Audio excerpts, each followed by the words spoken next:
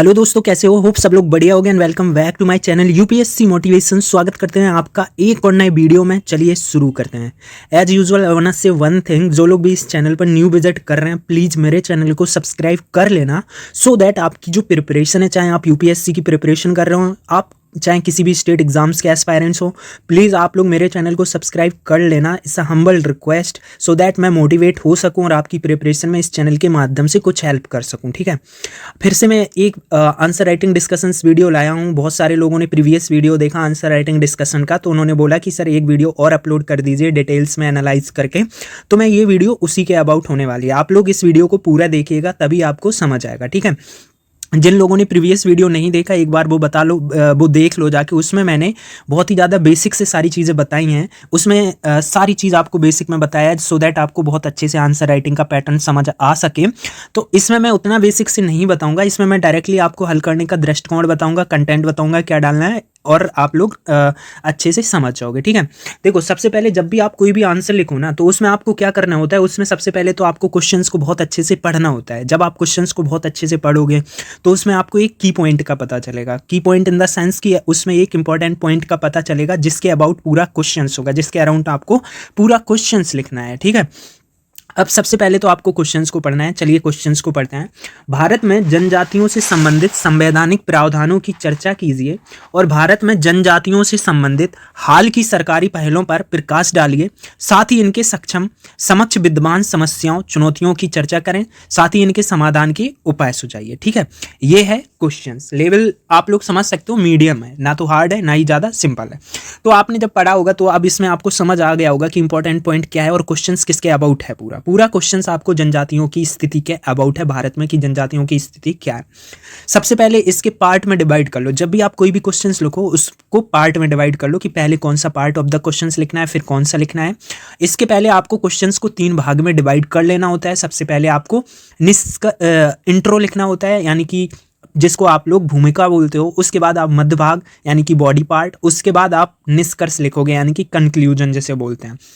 अब देखते हैं इस क्वेश्चंस को हम लोग कितने पार्ट में डिवाइड कर सकते हैं। सबसे पहले भारत में जनजातियों से संबंधित संवैधानिक प्रावधानों की चर्चा कीजिए। एक पार्ट तो यहाँ तक हो गया ये। ठीक है, वहीं अगर दूसरे पार्ट की बात करी जाए इस क्वेश्चंस का दूसरा पार्ट, तो भारत में जनजातियों से संबंधित हाल की सरकारी पहलों पर प्रकाश डालिए, साथ ही इनके समक्ष विद्यमान समस्याओं या चुनौतियों की चर्चा कीजिए। ठीक है, यहां तक आपका हो गया second part of the questions. और last part of the question है कि साथ ही इनके समाधान के उपाय सुझाएं, यानी कि ये हो गया आपका last part of the questions, यानी कि इसको आपको 3 पार्ट में लिखना है। अब हल करने की दृष्टिकोण देख लें तो सबसे पहले आपको भूमिका लिखनी होती है। उसमें आप जनजातियों की स्थिति, महत्व या वर्तमान मुद्दा कोई हो जनजातियों से, वहां से आप इसकी भूमिका स्टार्ट कर सकते हैं।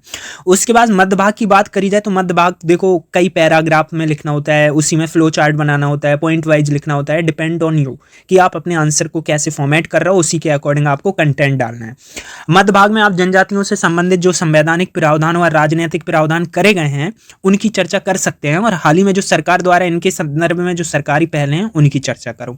उसके बाद मध्य भाग के दूसरे भाग में आप इससे जुड़ी चुनौतियां और इनके समाधान हेतु उपाय सुझा सकते हैं। और लास्ट में आप निष्कर्ष लिख सकते हैं जिसमें आप सुझाव दे सकते हैं, भविष्योन्मुखी हो सकते हैं वो सुझाव, या फिर सजेस्टिव हो सकता है वो निष्कर्ष आपका। तो ये हल करने की दृष्टिकोण हो गया। अब आपको मॉडल आंसर दिखाते हैं। सबसे पहले तो इसमें क्या बोला था कि भारत में जनजातियों से संबंधित संवैधानिक प्रावधानों की चर्चा करनी है। तो मैंने हल करने के दृष्टिकोण में आपको क्या बताया कि जनजातियों की स्थिति, महत्व या वर्तमान मुद्दे से आप क्वेश्चंस को स्टार्ट कर सकते हो। तो मैंने क्या किया, वहीं से स्टार्ट किया। मैंने उनके महत्व से स्टार्ट किया। यहाँ आप लोग देख सकते हो कि जनजातियों के महत्व क्या है। जनजातियां भारतीय समाज में एक महत्वपूर्ण तत्व का प्रतिनिधित्व करते हैं जो हमारी सभ्यता की सांस्कृतिक पच्चीकारी साथ एकीकृत है। जनजातियां भारतीय आबादी में 8.6% की हिस्सेदारी रखती हैं। तो आप यहाँ देख लो, मैंने इंपॉर्टेंस भी बता दी और भारत में उनकी स्थिति का भी वर्णन कर दिया। तो सोने पे सुहागा हो गया भूमिका में, यानी कि भूमिका पढ़ के जो एग्जामिनर कॉपी चेक करेगा उसको मजा आ जाएगा। उसके बाद अगर मध्य भाग की बात करें तो मध्य भाग में first part of the questions आपको लिखना है कि भारत में जनजातियों से संबंधित संवैधानिक प्रावधान क्या क्या है। वहीं बात करी जाए, यहाँ से देखो मध्य भाग स्टार्ट हो रहा है, वहीं बात की जाए भारतीय संविधान में इससे संबंधित संवैधानिक प्रावधानों की जो निम्नलिखित दृष्टिगोचर होते हैं। एक तो अनुच्छेद 342 है, इसके माध्यम से संविधान में अनुसूचित जनजाति शब्द को शामिल करा गया। संविधान की 5वीं अनुसूची अनुसूचित क्षेत्रों वाले प्रत्येक राज्य में जनजाति सलाहकार परिषद की स्थापना की प्रावधान करती करता है। अनुच्छेद 15(4), अनुच्छेद 29, अनुच्छेद 46, अनुच्छेद 350 आदि इनके शैक्षिक व सांस्कृतिक प्रावधानों की चर्चा करती है या प्रावधान है इसमें संविधान में। वहीं नेक्स्ट प्रावधान है कि अनुच्छेद 330 अनुसूचित जनजातियों के लिए लोकसभा में सीटों का आरक्षण, अनुच्छेद 332 राज्य विधायिकाओं एवं अनुच्छेद 343 पंचायतों में सीटों का आरक्षण का प्रावधान करती है जनजातियों से रिलेटेड। वहीं अनुच्छेद 275 की बात करी जाए तो अनुसूचित जनजातियों के कल्याण को बढ़ावा देने और उन्हें बेहतर प्रशासन प्रदान करने के लिए केंद्र सरकार द्वारा राज्य सरकार को विशेष धन देने का प्रावधान करता है। तो ये सारे जो मैंने यहाँ पे आपको बताए हैं ये सारे हो गए हैं प्रावधान संवैधानिक जनजातियों से रिलेटेड। यानी कि आपका यहाँ तक तो क्वेश्चंस फर्स्ट पार्ट हो गया कंप्लीट। अब सेकंड पार्ट पे चलते हैं कि भारत में जनजातियों से संबंधित हाल की सरकारी पहलें पर प्रकाश डालो। तो वहीं इन सब के बावजूद जनजातियों के समक्ष तमाम चुनौतियां विद्यमान हैं जो निम्नलिखित हैं। यहाँ पे मैंने चुनौतियां इसलिए डाला क्योंकि आपको एक अरेंज वे में आंसर लिखना होता है। तो मैंने क्या किया, मैंने third part of the questions को पहले लिख दिया, उसके बाद मैंने जो सरकार की पहले हैं उनको लिखा है, क्योंकि एक अरेंज वे में लिखोगे तो आपका आंसर और ज़्यादा अट्रैक्टिव होगा। तो वहीं चुनौतियों की बात करी जाए जनजातियों से रिलेटेड तो शैक्षिक असमानता एक चुनौती है, महिलाओं की स्थिति में गिरावट ये भी एक चुनौती है, बड़े पैमाने पर विस्थापन ये भी एक चुनौती है, सामाजिक व मानसिक समस्याएं ये भी एक चुनौती है, मूल निवासी पहचान का क्षरण ये भी एक चुनौती है, स्वास्थ्य पोषण समस्याएं भी उन्हें झेलने पड़ती हैं ये भी समस्याएं। ये मैंने यहाँ पे third part of the questions लिख दिया। वहीं इन तमाम चुनौतियों के समाधान हेतु सरकार द्वारा तमाम प्रयास किए गए हैं जो निम्नलिखित हैं। अब यहाँ पे मैंने second part of the questions लिखा जो इसमें पूछा गया था कि सरकारी पहलें क्या क्या हैं इनसे रिलेटेड। तो मैंने लिखा सरकारी प्रयास, मैंने फ्लो चार्ट में लिखा, आप चाहो तो पैरा में लिख सकते हो, आप चाहो तो पॉइंट वाइज लिख सकते हो, डिपेंड ऑन यू। ठीक है। अब ट्राइफेड एक प्रयास है, जनजाति विद्यालयों का डिजिटल रूपांतरण करा गया है, पीवीटीज का विकास, जागरूकता व शिक्षा का प्रसार, प्रधानमंत्री बंधन योजना, एकलव्य मॉडल आवासीय विद्यालय, ये सारे मतलब सरकार द्वारा तमाम प्रयास किए गए हैं जो कि जनजातियों से रिलेटेड हैं। इन तमाम प्रयासों के अपेक्षित परिणाम दृष्टिगोचर नहीं हुए, अतः सरकार को यहाँ पे क्या लिखा था, देखो क्वेश्चंस लिखा था कि इनके समाधान के उपाय भी सुझाइए। तो यहाँ से मैंने समाधान स्टार्ट करे हैं। इन तमाम प्रयासों के अपेक्षित परिणाम दृष्टिगोचर नहीं हुए, अतः सरकार को आदिवासियों को वन उद्यमी के रूप में देखना, शैक्षिक व डिजिटल असमानता को पाटना, जनजाति महिलाओं के सशक्तिकरण को बढ़ावा देना, जनजातियों को मुख्य धारा में लाने का प्रयास करना इत्यादि उपाय किए जा सकते हैं।